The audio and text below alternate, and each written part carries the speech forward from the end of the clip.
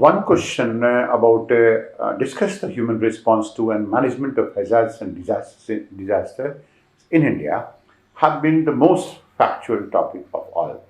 Now, this is going to be full of points. And of course, it will going to look like, why is it that this question going to be asked?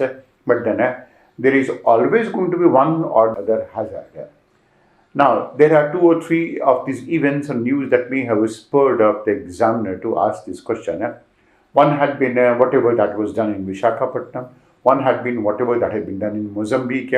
One had been whatever India suggested to plan for the Sahel region following the seminar that took place. And another has been, of course, a series of events that keep on taking place any place in the whole of the country. So that is where exactly it is going to be significant. The scope of this topic is that because it goes on to be comprising of points and only points. And why are we going to say that it's going to be points? Because for mitigation, 1, 2, 3, 4, 5 steps. For any of these things, there are always going to be 1 or 2 steps, not too much amount of writing rather than putting it in the form of a point. So the scope of it is going to be very, very marks fetching. Approach is going to be very, very factual, neat, scholarly approach, and this is one of these topics where all of these facts are going to be aligned in a particular manner, and that is where it will go on to create some amount of a problem.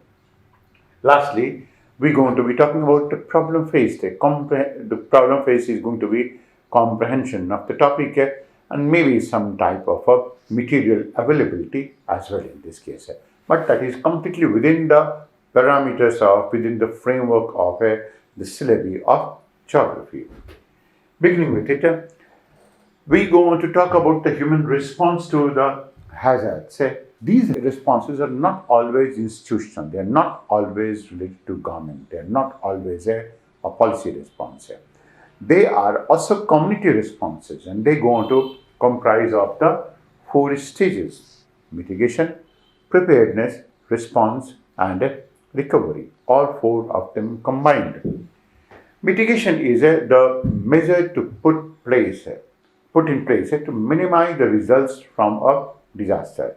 For example, the type of building codes that you can go to prepare, the zoning that is floodplain zoning that you can go to prepare, public education to mitigate it, vulnerability analysis. Preparedness comprises of planning and how exactly one is going to be responding during a disaster.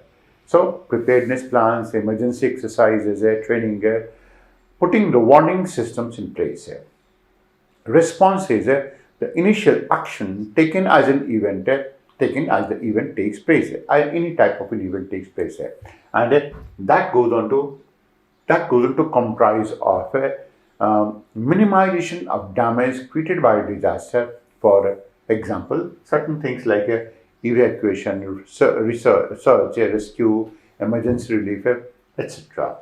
And of course, the last part is going to be associated with recovery in this case.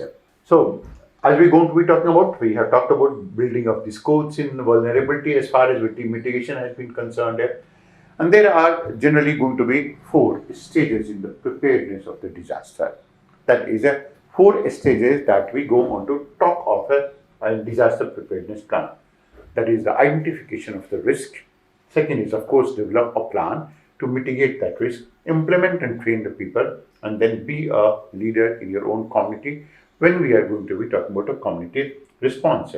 And preparedness comprises the planning as to how exactly one can go to respond during disaster and one is not caught on the wrong footing of sorts. Response, as we have talked about, that is the initial action in this case, and how is it that we can go on to take it forward. The various disaster response activities will go on to then be, one of them is going to be warning, and if it is going to be, let's say, flood hazard, maybe a tropical cyclone, that is going to be satellite warning. Once that has been done, evacuation and a migration of the people from that place. Some people who have been trapped in that place, in search and rescue of those people. And then after that, any amount of damage that has been done, the post-disaster assessment of it. And then Of course, we are going to be talking about the response and relief. How is it that one can go to provide relief operation? And in trying to provide relief operation, logistics and supply are going to be very significant, because it is only with the help of logistics and supply that one can go on to maintain certain degree of order in that place. Seventh is communication and information management. That is reaching out to the people. And information management, that means how much amount of damage has been done, where exactly it has been done. That is communication and information management. Maybe if some of these people have been actually affected, then the survival response and coping with it. And then security. Security goes into comprise of a good number of aspects.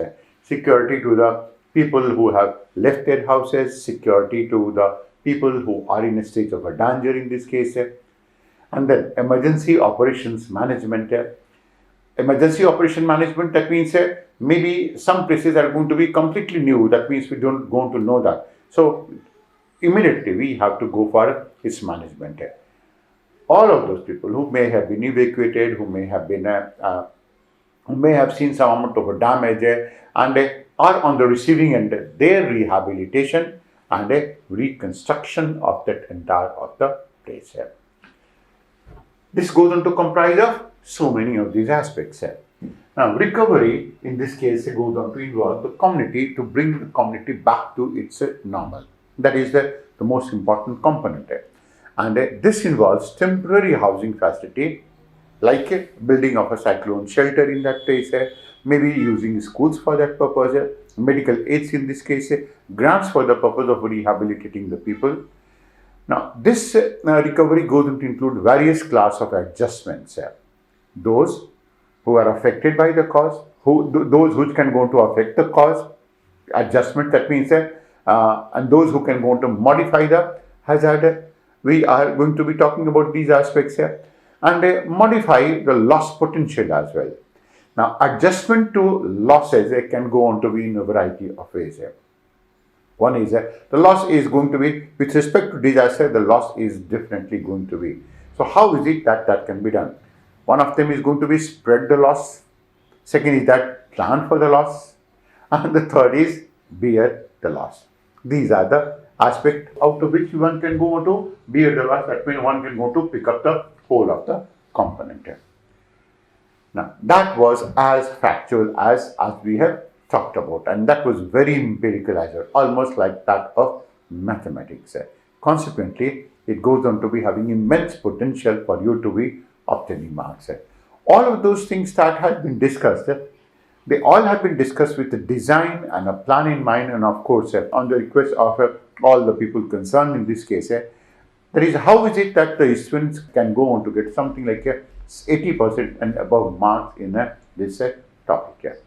People going to be concentrating only for 50% marks, 40% marks.